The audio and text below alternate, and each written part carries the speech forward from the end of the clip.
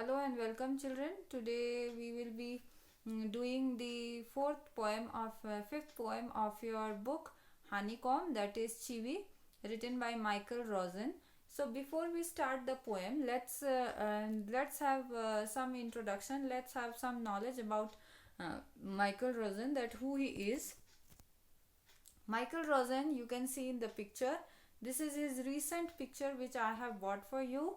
It was being clicked in 2019 in a education show, and Michael Rosen, he was born on 7th May 1946, and he's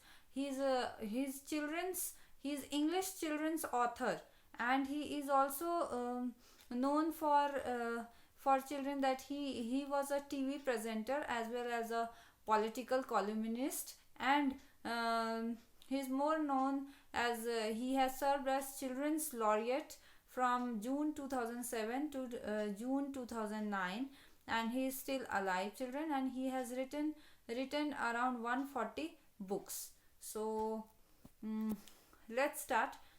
First, you should know that what is the meaning of the title of the poem, that is Chivi. That is, Chivi means children to nag. Now what is the meaning of nag? Let's have some further details of nag. Nag means children to continuously urge someone to do something, often in an annoying manner. Means if someone tells you, or you tell someone again and again the same thing, that do this, why you are not doing this, do that. So that is called nagging. Okay, so that is Chivi in the poem. So let's see that who is not nagging whom, and who is getting irritated, and why that person is getting irritated.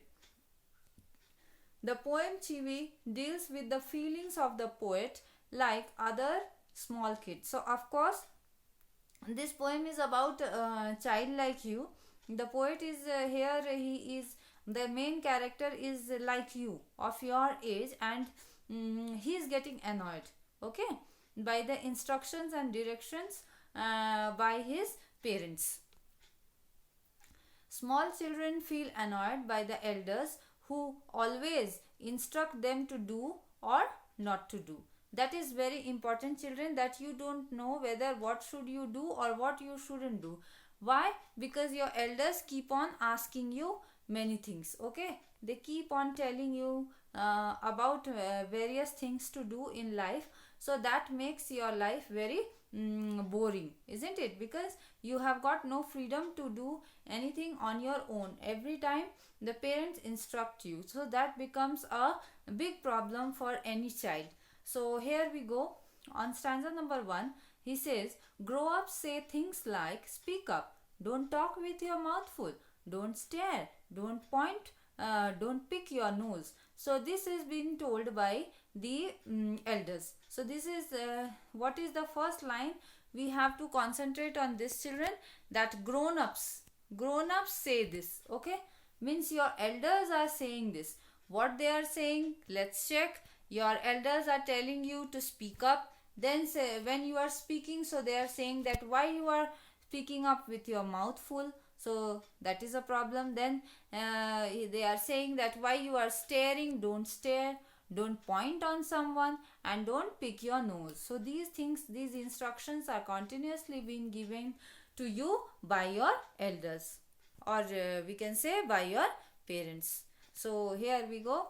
You can see in the picture the child is just like you, and you can imagine the condition of the child, that when he is getting continuously the instruction, so the child is not feeling good at all, and he is annoyed, he is nagged by the parents when he is asked to speak up, and when he is speaking, he is eating something, so that time he is getting a scolding, and when he is getting the scolding also for staring something, looking at something continuously, and again pointing finger at others. When he is pointing finger at others, so then also he is getting scolded, okay. So these are the things for which he is getting scolded.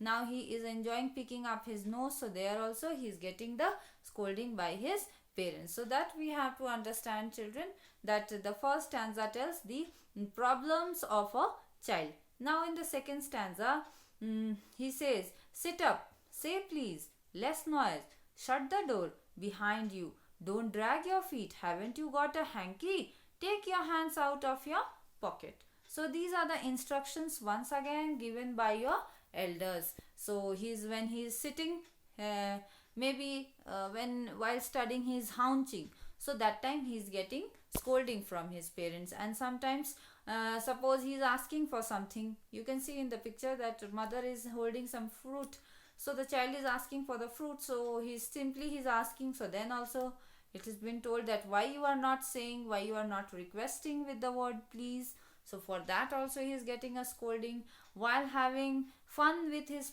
friends, he's shouting. So again, it has been said that why you are making so much of noise while playing, don't do that. While having fun, don't make a lot of noise. And then again, adults say that while suppose the child is in hurry and he is leaving the house, where you also sometimes you are in hurry and you are leaving the house without closing the door behind you, so that time also again you are getting this scolding from your parents. So day and night you are getting instructions, you are getting scolded for doing this and for not doing that.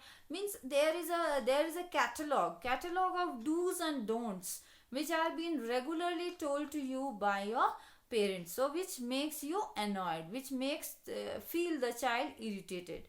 Like the way I tell you that you these days you are mostly at home due to the covid, you are not coming to school, you are not coming to hostel, so maybe parents are they are telling you many things and you are getting irritated, the instructions makes you irritated. So that is the problem of the child. Here also, when while he is walking, he is dragging his feet, for that also he is getting the scolding. So the child doesn't know that what to be done.